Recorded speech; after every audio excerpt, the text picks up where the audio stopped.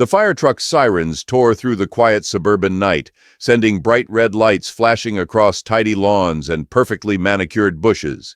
People rushed out of their homes in pajamas, fear rising in their throats.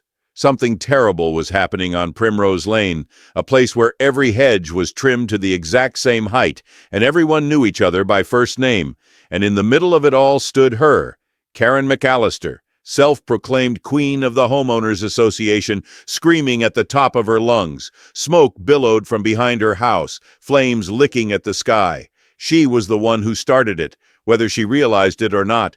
But how did it get to this point? Why were firefighters forced to take a half-block detour? Why was half the neighborhood in total darkness? And why was Mr. McCarthy, the sweet, elderly man who relied on oxygen, unable to get the help he needed? It all began with Karen's absolute obsession with total control, right down to the neighborhood's electricity. If you want to know exactly how a single person's arrogance can push an entire neighborhood to the brink of disaster, stick around. You won't believe how this ends. Before we dive in, don't forget to subscribe to our channel, hit the like button, and drop a comment telling us which city you're watching from.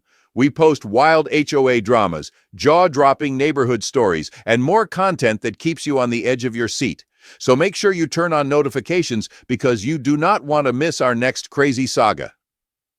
Karen McAllister wasn't always a tyrant. At least, that's what a few old neighbors claimed. In the early days, she was just an overly organized woman who joined the HOA board to help keep the community beautiful. But before long, she became obsessed with telling everyone else how to live. She was the kind of person who measured grass height with a ruler. She fined people for having wind chimes that were too loud. She sent out monthly letters scolding neighbors about minor paint chips on their shutters. And it didn't stop there. Karen had a special passion: electricity usage and appearances. She believed the neighborhood's aesthetic should be spotless, and for some reason she was convinced that controlling the power grid was a key part of that goal. Her emails were legendary. Every week, neighbors found new rules in their inboxes. No holiday lights before December 1st. All porch lights must be of a neutral color, 25 watts or less. Air conditioners must be shut off by 9 p.m. to preserve the serene nighttime silence. Some folks laughed, some ignored her. But Karen had a knack for finding obscure HOA regulations to back up her demands. She would highlight a paragraph no one else had noticed and wave it around like her personal golden ticket of authority. Despite the grumbling and late-night jokes at her expense, people tolerated her. Maybe it was because she had a way of showing up at the worst moments, like a magician who appears out of nowhere when you try to paint your fence a slightly different shade. Or maybe it was because she never hesitated to call the police for the most minor violations. One thing was clear: Karen was unstoppable. One bright Saturday morning, a team of electricians arrived at the entrance of Primrose Lane. Their job was pretty standard: update the neighborhood's old electrical system, inspect wiring, ensure everything was safe and up to code. They had official clearance from the county and a straightforward plan. But they didn't count on Karen. No sooner had the electricians parked their service trucks than Karen swooped in like a hawk, spotting her prey. She was practically vibrating with excitement, and not the good kind. "Excuse me," she barked, tapping the window of the lead electrician's van. "You can't just park here. This is private property, and we have strict parking regulations." The lead electrician, a middle-aged man named Carl, stepped out and explained they had permission from the HOA board, technically from President Thompson, to make these crucial upgrades. Karen's eyes narrowed. "I didn't approve any changes to our electric system. I am the acting head of the Architectural Review Committee and the Emergency Oversight Team." She invented these committees herself. Carl tried to stay professional. "Ma'am, we're only here to fix outdated wiring to prevent potential fire hazards. We've seen old lines cause serious accidents." Karen crossed her arms, her blonde bob haircut swaying with each indignant nod of her head. "Well, I don't recall scheduling any such work. You can either leave or I'll call the police for trespassing." One of the younger electricians in the back, hearing the commotion, rolled his eyes. This was going to be a long day. It wasn't just about HOA rules or her relentless emails about community aesthetics. No, Karen wanted absolute authority over every aspect of the neighborhood. And nothing made her blood boil more than the idea that people were using electricity without her permission. She had spent months sending increasingly aggressive emails to HOA President Thompson demanding energy restrictions to protect the neighborhood's appearance. Her list of proposals included mandatory dimmable porch lights to keep the street from being overly illuminated, strict blackout hours for air conditioning units because Karen believed the soft hum of ACs at night was a nuisance, timed power shutoffs for certain households she deemed excessive users. President Thompson had shot down every one of her energy reform policies. Karen, for the last time, the HOA cannot tell people how much electricity they can use, he said after her fifth proposal in 2 months. People are entitled to run their homes however they want. Karen had left that meeting fuming. Thompson was an obstructionist. He didn't understand the bigger picture, the need for structure, for order. If she didn't take charge, who would? So when she found out that the city's electricians were coming to upgrade the neighborhood's electrical grid, her mind started racing. This was her chance. This wasn't just about fixing outdated wiring. This was her opportunity to take control. The electricians arrived that Saturday morning in their fleet of white service vans, prepared for a normal job. But they had no idea that they were stepping into Karen's domain. She descended upon them instantly. Carl, the lead electrician, a stocky, no-nonsense man in his 50s, was the first to experience the full force of Karen's presence. She tapped on his van's window aggressively, nearly making him spill his coffee. "Excuse me," she snapped, adjusting her sunglasses with an air of pure authority. "You can't just park here. This is a private neighborhood, and we have regulations." Carl sighed, rubbing his temples. He had dealt with difficult homeowners before, but something about this woman told him this was going to be a nightmare shift. "Ma'am," he said, keeping his voice level, "we're here for a county-approved project. We have the necessary permits." Karen's lips thinned. "Permits from whom?" Carl pulled out the official paperwork. "Your HOA president, Mr. Thompson, signed off on this weeks ago." Her face twitched. "Thompson again?" Karen let out a sharp, bitter laugh. "Oh, I see. So the so-called president thinks he can make these decisions without my input?"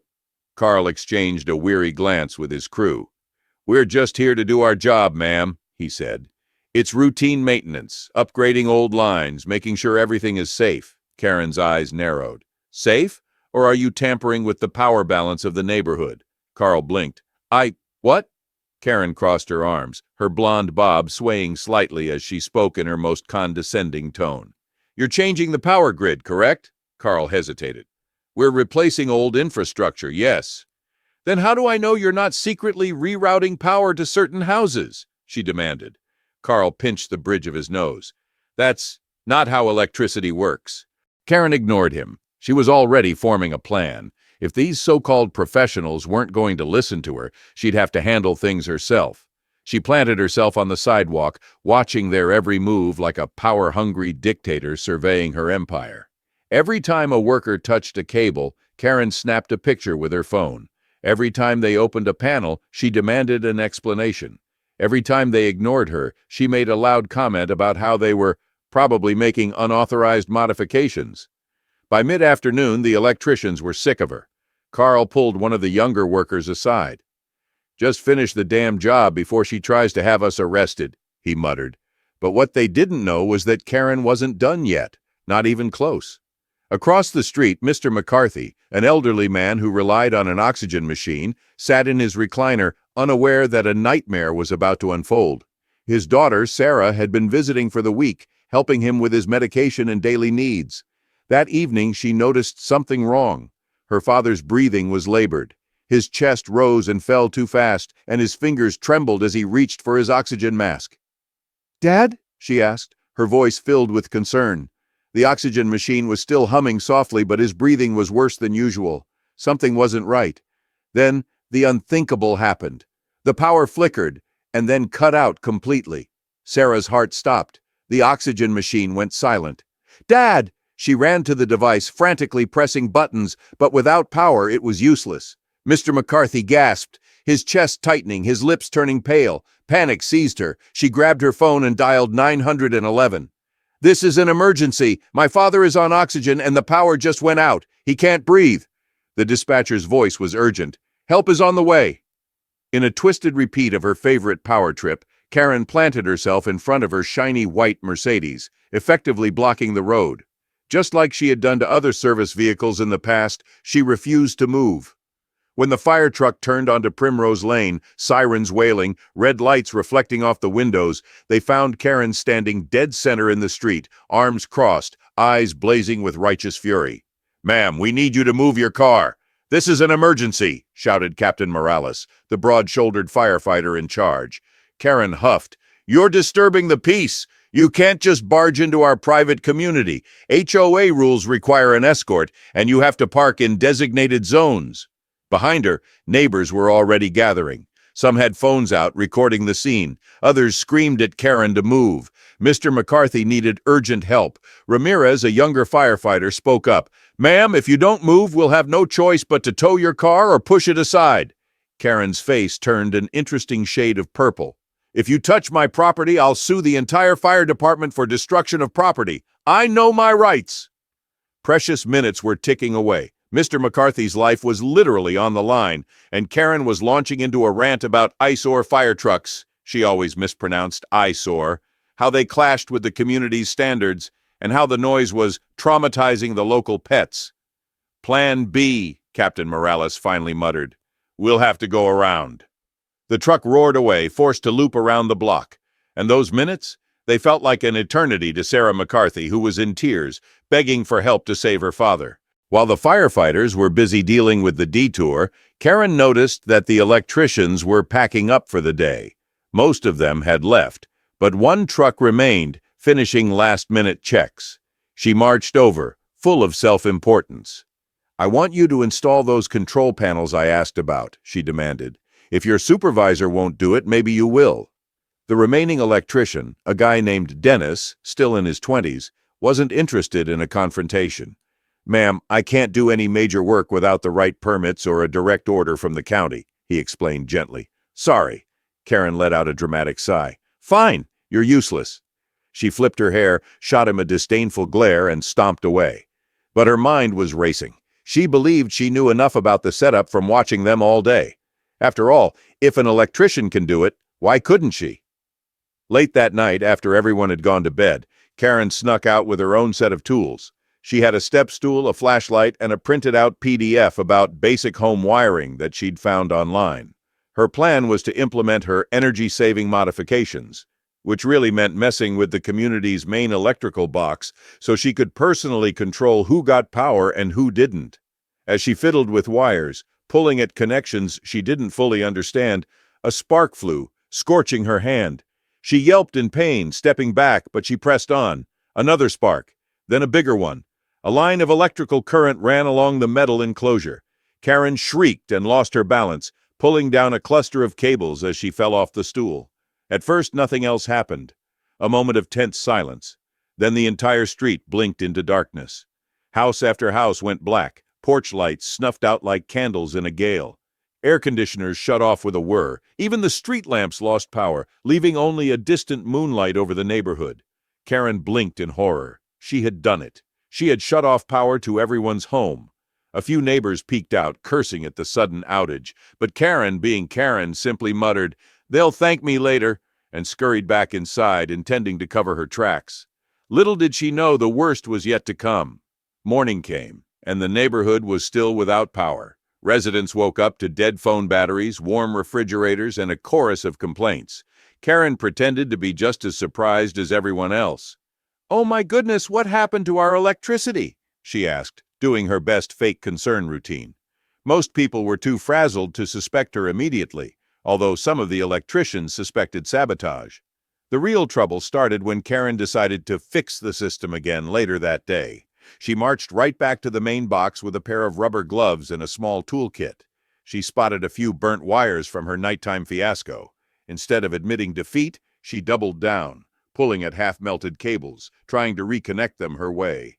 A sudden surge of electricity zapped across the wires. Karen screamed and jumped back, throwing live cables into a pile of old leaves and debris next to the metal enclosure. Sparks sizzled. The dry leaves instantly caught fire, flames dancing around the foot of the box.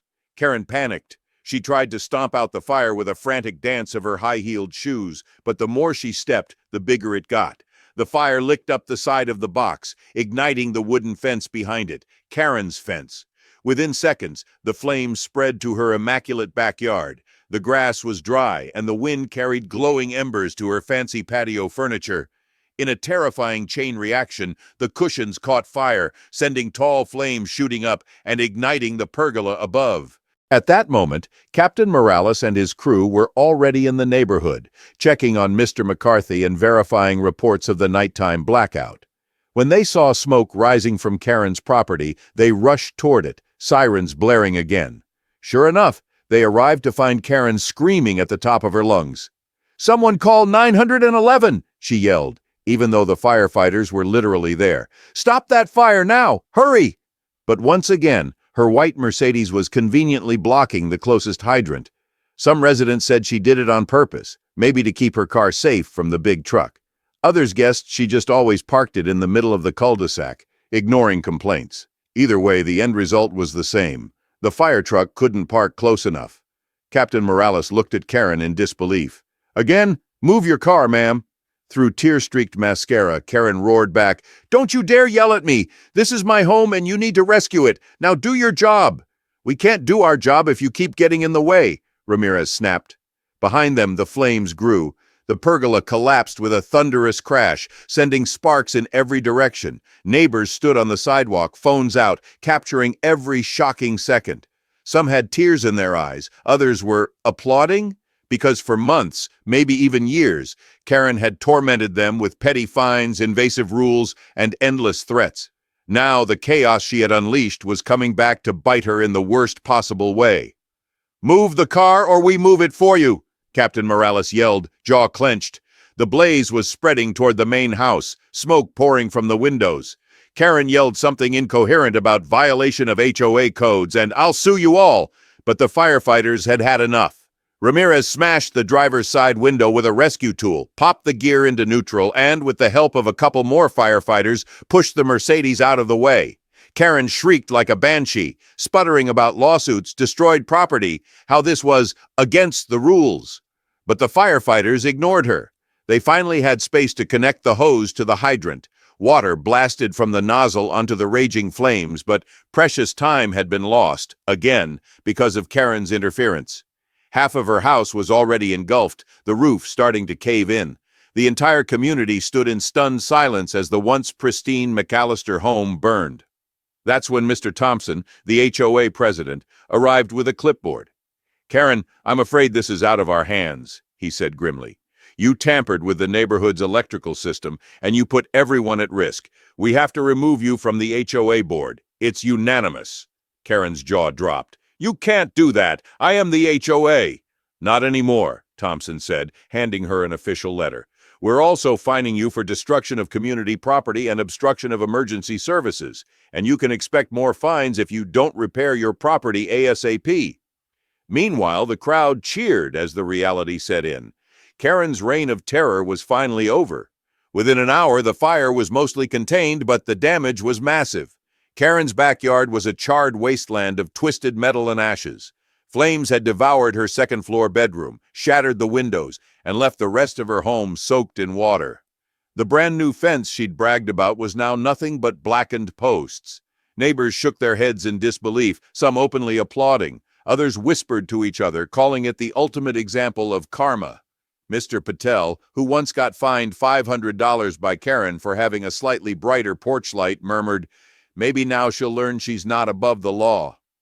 Karen stood there, covered in soot, wild-eyed as the firefighters packed up. She raged at them, threatened to sue them, demanded they rebuild her house. But her words fell on deaf ears. In the days that followed, the HOA board officially removed Karen from all her self-created committees. Insurance refused to cover her losses, citing her illegal tampering with the electrical grid as the direct cause of the fire. Neighbors came together to celebrate their newfound freedom. They even threw a block party, the biggest in years. Mr. McCarthy recovered, thankfully, and his daughter Sarah refused to hold any grudge. She simply said, "I hope Karen finds peace somewhere else." But Karen, unwilling to face the consequences, eventually packed up and left Primrose Lane for good. Rumor has it she bought another home in a different HOA community across town. And on her very first day, she found a notice in her mailbox. Your mailbox color is out of compliance with Section 3B. Please repaint within 7 days to avoid fines. Reports say she had a total meltdown in her driveway, screaming about how this can't be happening again. But the universe, it seemed, had a sense of humor. If you enjoyed this roller coaster tale, hit that like button, subscribe to our channel, and tell us which city you're watching from.